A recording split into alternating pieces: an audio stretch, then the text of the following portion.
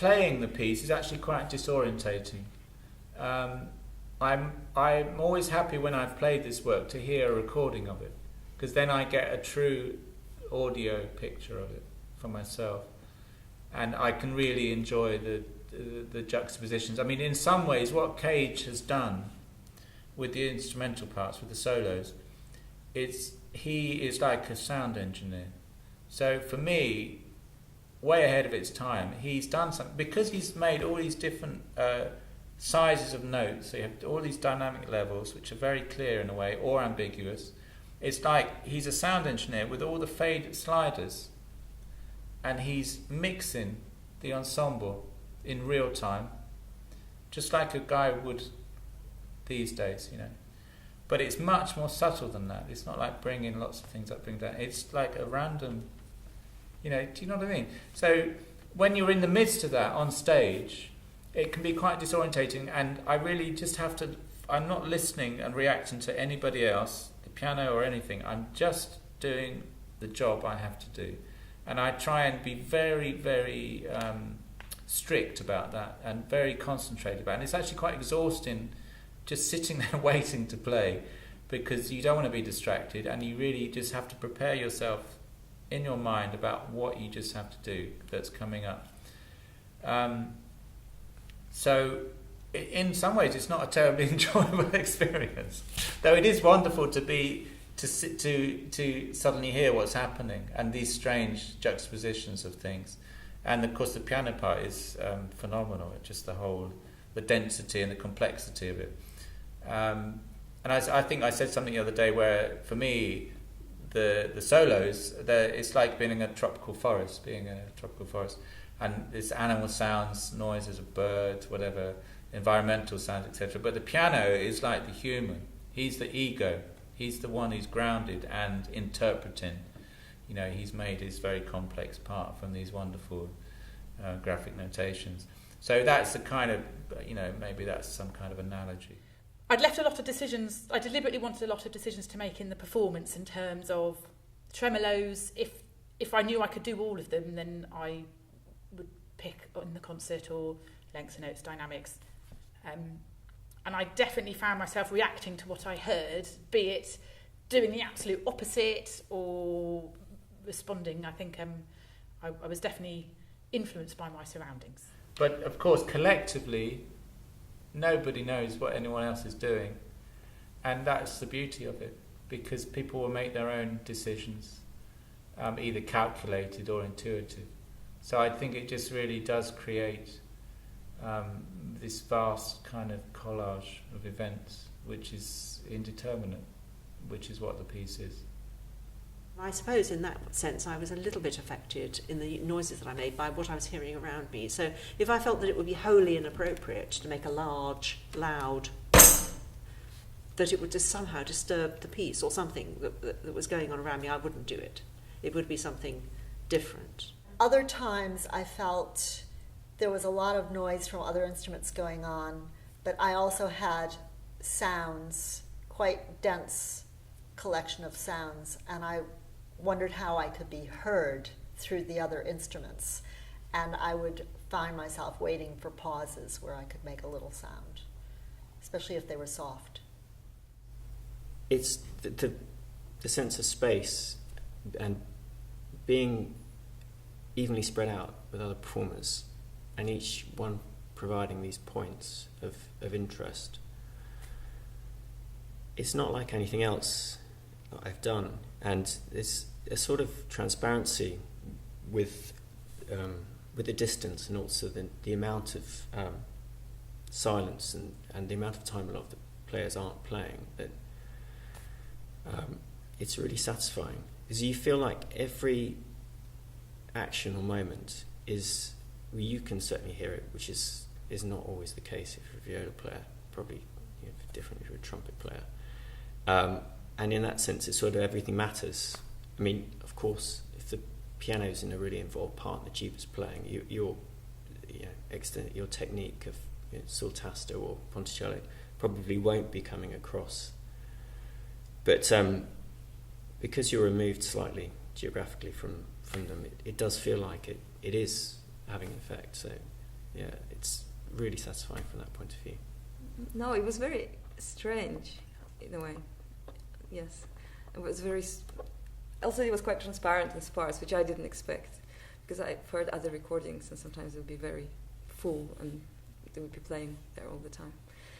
Yeah, so it was a bit disorientating, and I was trying not to get influenced by other people or not to make too many decisions on the go, because I sort of knew that they were influenced by what's happening, rather than just sticking with my part.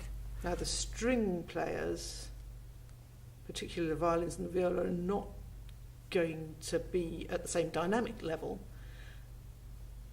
So I might have chosen to play quite a lot of my large dots as long durations rather than as loud sounds. They might have been relatively loud sounds for me, but they weren't relative to what Andrew could do on the trombone.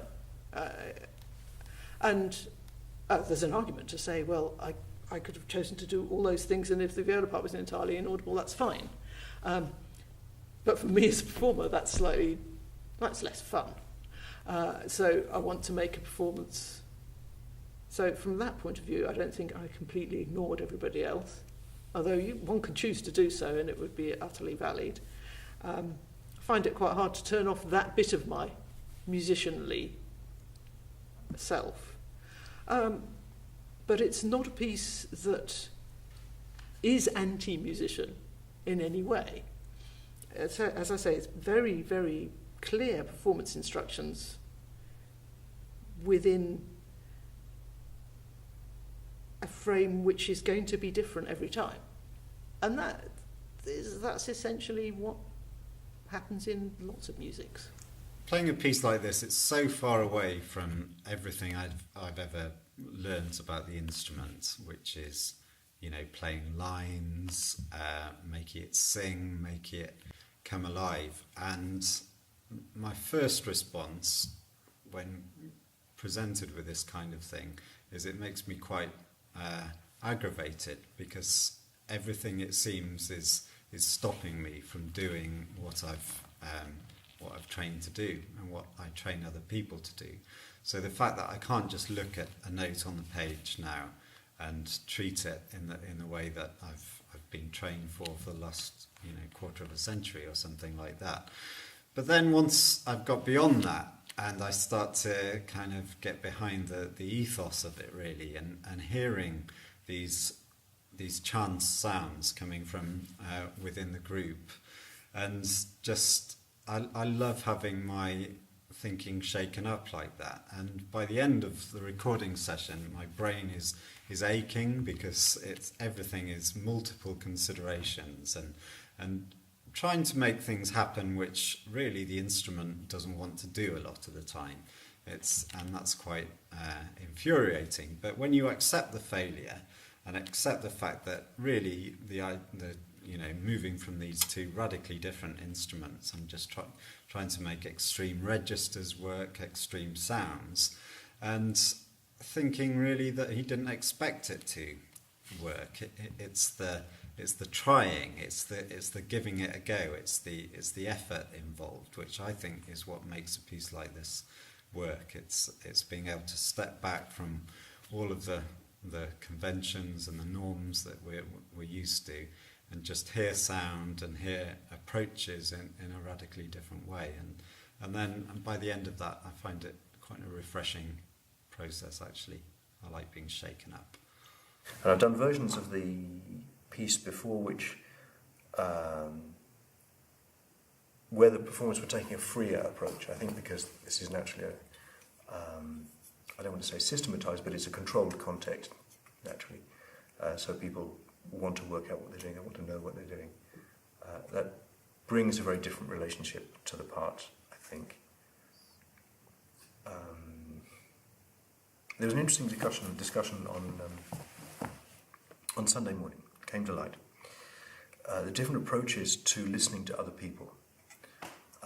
Now, to the best of my recollection, it doesn't say in the instructions to the trumpet part, don't listen to other people. Now, this may well be a Cajun ethos, which is entirely appropriate and entirely substantiated by his various comments.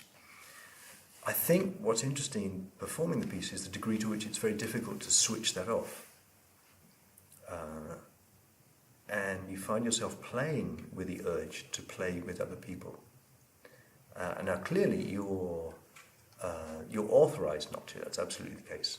Perhaps encouraged not to. But then should you avoid, by its very avoidance, of course, that becomes an acknowledgement of playing with other people. So I think you find yourself in this constant, not exactly paradoxical situation, but a situation where there are irresolvable decisions to be made. If you try and itemize everything and be, too controlling, it can actually mess up the fluidity of performing. I mean, we're very intuitive animals, musicians. We respond to sound and speed of sound and colour of sound, etc. And if everything was, you could go through this piece with a grid and implant the grid on the page and have seconds and everything measured. I think that's completely wrong. I think you have to be highly disciplined and very well prepared in order to know how to play the music. But that's a different thing. I was really happy not doing anything because I felt by not playing I was participating as much as by adding in a sound. And because of the size of the group and the space we had on the platform, there's something lovely about having space to play on a platform sideways and in the depth as well, and the size of the hall. It meant you felt that every sound really mattered, so I thought we were much more careful with our sounds, and there wasn't so much intense activity all the time.